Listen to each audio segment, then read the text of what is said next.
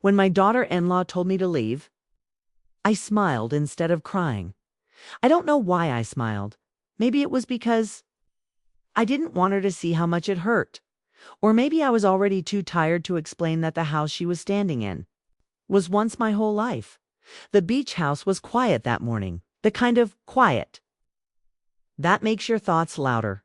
Outside, the waves moved the same way they always had, slow and steady. Like they had no idea something precious had just been taken away. She stood near the door holding her phone, not looking at me. Her words were simple, almost polite. She said, "You'll need to move out by the end of the month. The house has been sold." Sold. That word stayed in the air between us. I remember nodding. I remember asking her if she wanted tea. And I remember thinking how strange it was that my own home felt smaller than the silence in that room. I did not ask her why.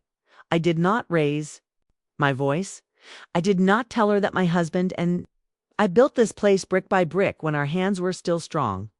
I did not tell her that this house held my memories, my grief, my prayers, and the last sound of my husband's laughter. Instead, I went to the window and looked at the sea. The sea had watched me grow old. It had watched my son grow up. It had watched me stand alone after my husband died. And now, it was watching me be asked to leave. Later that night, when I lay in bed, the walls felt unfamiliar. Not because they had changed, but because I suddenly realized I no longer belonged there. People think betrayal is loud, that it comes with shouting and broken things. But sometimes betrayal is quiet. Sometimes it comes with paperwork already signed. Sometimes it comes from someone you welcomed into your family and trusted like your own child. This is the story of how my beach house was sold without my voice, how my son chose silence, and how I learned that losing a home is not always about losing a building. Sometimes it's about losing your place in someone's life. Before the beach house became a problem, it was a promise. My husband and I found the land when our son was still small. It was nothing special back then, just sand, wind, and the sound of waves that never seemed to stop. But my husband stood there, hands on his hips, and said, "One day, this will be our quiet place." We didn't have much money. Everything we built slowly, one wall at a time, one saved paycheck at a time. Some summers, we only added a window. Other years, just the roof. But it was ours. Every nail carried a memory. Every room carried effort. When my husband passed away, the house changed. Not on the outside, but inside. It felt heavier, quieter. I kept his chair just where he left it, facing the sea. Some mornings, I still talked to him while making tea, as if he were only late waking up. Our son grew up in that house. He learned to walk on that sand. He learned to swim in that water. When he scraped his knee, I washed it in the kitchen sink. When he had nightmares, he ran to our bedroom, and my husband lifted him without a word. I raised him to be gentle, at least. I thought I did when he married. I welcomed his wife with an open heart. I truly did. I cooked her favorite meals. I made space for her clothes. I never once reminded her that the house belonged to me. I believed family meant sharing. I believed love grew when you made room for others. After my husband's death, my son insisted I should not live alone. He said it worried him. He said, "Let us stay together. It will be better for all of us." So they moved into the beach house with me at first. Felt comforting. There were voices again. Footsteps in the morning, dishes in the sink, but slowly, things changed. My daughter-in-law liked things neat. Very neat. She rearranged the kitchen. She moved my husband's chair because it blocked the light. She spoke kindly, but with distance. I told myself it was normal. Different generations, different habits.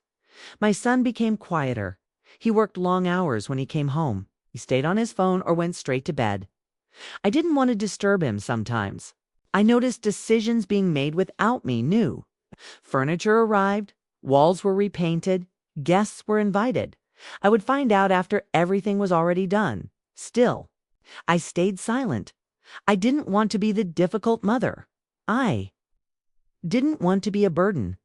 The beach house began to feel less like a home and more like a place I was borrowing. One evening, I overheard them talking in the kitchen. They didn't.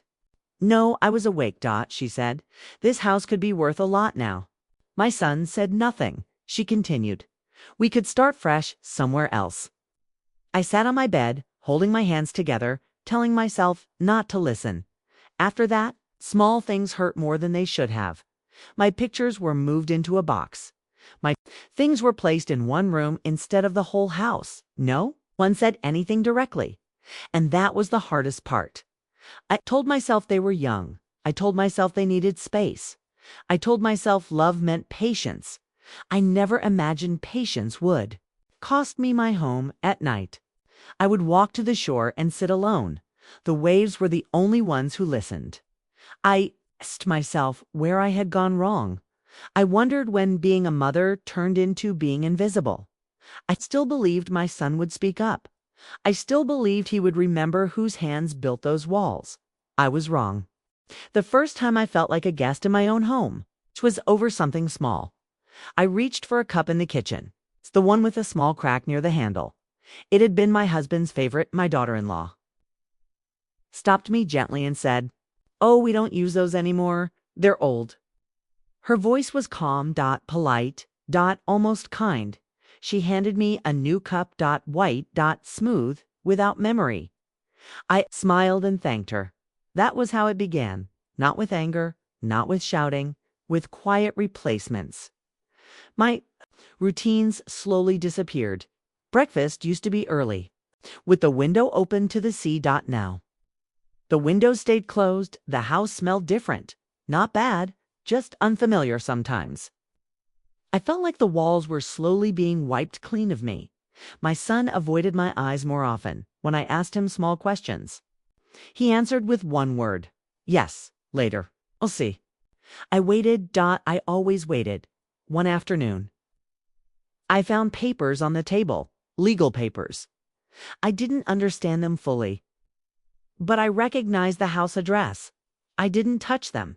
I didn't ask. I told myself I was mistaken. Later that evening, I asked my son how work was. He nodded and said it was busy. I asked if everything was okay at home. He said, "Of course, Mom." His voice didn't sound sure. My daughter-in-law began talking about change, about new beginnings, about how living by the beach was too quiet for people. Their age, she spoke as if I wasn't there, as if my life had already been placed somewhere. Else I reminded her gently that this house meant a lot to me. She nodded. She said, "I understand." But understanding never turned into action. Weeks passed, then months. One day, a man came to take pictures of the house. He said it was for records. I stood in the doorway, watching him photograph the walls I once painted with my husband. No one explained anything to me. That night, I asked my son directly. My voice was calm, but my hands were shaking. I said, "Is something happening with the house?" He paused. Not long, just long enough to hurt. He said, "We're just exploring options." Options, that word felt heavy, after that. The house no longer felt safe. Not because of danger, but because I didn't know what tomorrow would bring. I began packing small things quietly. Letters, old photographs, my husband's watch. I told myself it was just organizing. But deep down, I was preparing to disappear. I noticed how decisions were now final before I ever heard about them. Renovations, appointments, plans. I stopped offering opinions. No one seemed to need them. One evening, during dinner, my daughter-in-law mentioned moving closer to the city. She spoke about schools, about jobs. I asked, "And what about me?" She smiled softly and said, "We'll figure something out." My son kept eating. That was the moment something broke inside me. Not loudly, just quietly. Like a thread snapping. I realized then that love, when not spoken, becomes permission. Permission to ignore, permission to decide for someone else. Permission to erase. The sea still sounded the same, but I no longer felt comfort when I heard it. I felt warning, and yet I still believed my son would stop it. I believed a mother's place was permanent. I was wrong again. The day I found out the house was sold did not feel dramatic. There was no storm, no shouting, just a normal morning that slowly stopped being normal. I woke early, as I always did. The sea was calm, the sky was pale. I made tea and sat at the table. Listening to the clock tick, my daughter-in-law came into the kitchen, dressed neatly, her phone already in her hand. She didn't sit down, she didn't ask how I slept. She said, "I need to talk to you about something." Her voice was steady. I nodded. She told me the house had been sold, that the papers were finalized, that the buyers would come by next month. She spoke as if she were reading a grocery list. I waited for her to explain. I waited for her to say, "My son would talk to me later," but she didn't. She said, "You'll need to find another place to stay." I remember looking at her hands. They were calm, not shaking at all. I asked her one question, just one. Did my son know? She paused, then she said, "Yes." That pause told me everything. I didn't argue, I didn't cry. I asked how long I had. She said a few weeks should be enough. Enough for what? I wondered. Enough to erase a life. Later, my son came home. He looked tired, older. I asked him why he didn't tell me. He sat down slowly and said, "I didn't know how." I waited for more. Nothing came. I told him the house was built with his father's hands, that it was legally in my name. He looked away. He said it was complicated. Complicated. That word again, I realized then that silence is a choice. And he had made it. That night, I walked through every room. I touched the walls. I opened drawers. Arguments, quiet. Arguments, quiet. Mornings, I packed slowly, carefully. No one helped me. I slept very little. The next morning, I left the house early and went to the beach. I sat on the sand for a long time. I asked myself how love becomes paperwork, how family becomes a transaction. When I returned, there was a sign outside, "For sale." I stood there, staring at it, feeling like a stranger. That was the moment I understood. This was not a misunderstanding. This was a decision, and I was not part of it. Leaving the beach house took longer than packing boxes. It took letting go of who I thought I was in that family. I moved slowly, not because I had many things, but because every object asked something from me. A photo wanted to be remembered. A blanket wanted to be folded gently. A letter wanted to be read one last time. My daughter-in-law stayed busy. She spoke kindly when she spoke at all. She asked practical questions. When would I leave? Did I need help finding a place? I told her I would manage. My son avoided the house more than ever when he was there. Stayed quiet. He did not look at the boxes.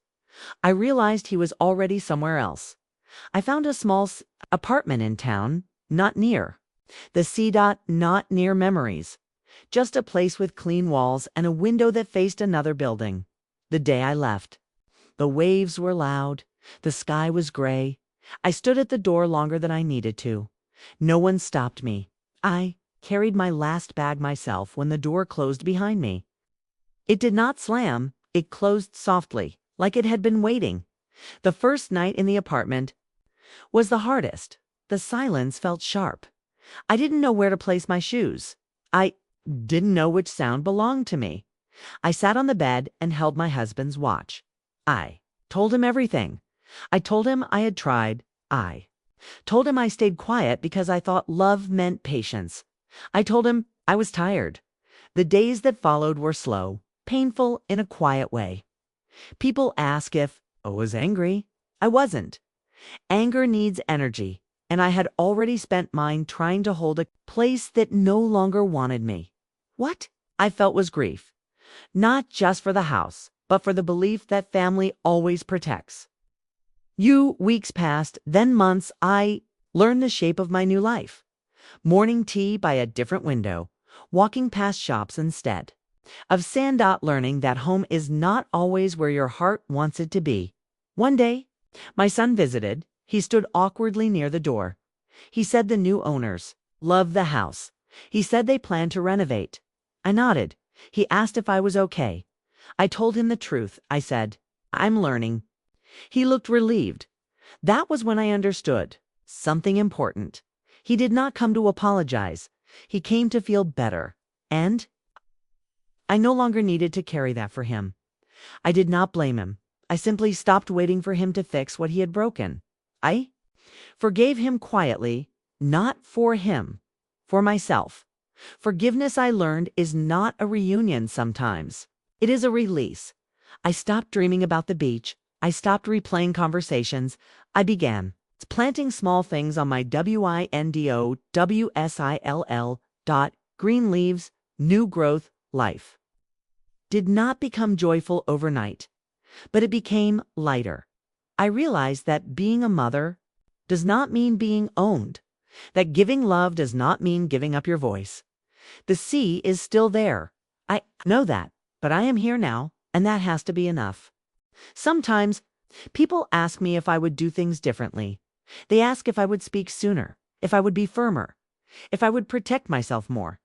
I think about that often. The truth is, I loved the best way I knew how at the time. I believed patience was kindness.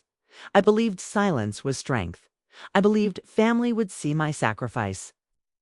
Without needing to be reminded, I don't blame myself for believing that. But I have learned something gentle and important. Love does not require you to disappear. A home is not only walls and windows, it is the feeling of being allowed to exist without permission. When that feeling fades, even the most beautiful place can become empty. Losing the beach house taught me that holding on to tightly can sometimes cost you more than letting go, and letting go does not mean you failed. It means you chose peace over pride. I still think of the sea sometimes, not with pain, but with gratitude. It gave me years of comfort. It gave my son childhood. It gave my husband and me a dream. And now it has given me a lesson. I have learned to speak gently but clearly, to take up space without apology, to understand that being kind does not mean being silent. If you are listening to this and feeling unseen in your own family, I want you to know something. Your presence matters. Your voice matters. Your memories.